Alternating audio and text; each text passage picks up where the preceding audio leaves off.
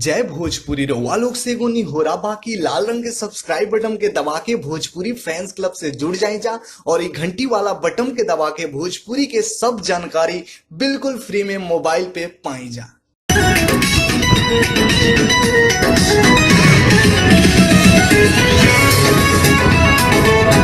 गोरखपुर में खेसारी लाल यादव अपन नई फिल्म अपराधी के शूटिंग स्टार्ट कर देले बड़े, जहां के कई गो वीडियो और फोटो आप लोग भोजपुरी फैंस क्लब के माध्यम से देख रहा बन जा। जी हां, आप लोग के बता दी भैया के फिल्म में खेसारी लाल यादव 3 गो हीरोइन के साथे रोमांस करत नजर रहन, जोना में से एगो हीरोइन बाड़ी साउथ इंडस्ट्री से जिनका नाम बा मेघाश्री। उनके साथे जो कि काले को बड़ा ही जबरदस्त सॉन्ग के शूटिंग भइल बा, जहां के कई गो वीडियो और पिक्स आप लोग देख रहा बानी जा। एक अलावा रितु सिंह भी खेसारी लाल यादव के साथ फिल्म में दिखाई देवे वाली बाड़ी। बहुत ही जबरदस्त फिल्म बा और फिल्म के शूटिंग बड़े ही जोरों शोर पर गोरखपुर के बढ़िया बढ़िया लोकेशन पर हो रहा बा। अभी फिलहाल खेसारी लाल यादव गोरखपुर में ही बाड़े और कुछ दिन रोजे बीतैहन और अपन फिल्म के शूटिंग करिहन। तो भैया शूटिंग के समय के कई गो तस्वीर और वीडियो आप लोग देखनी जा, तो आप लोग वीडियो तस्वीर और खेसारी लाल यादव और मेघाश्री के जोड़ी आप लोग कैसा लागल अपन राय जरूर ही कमेंट बॉक्स में बताई जा।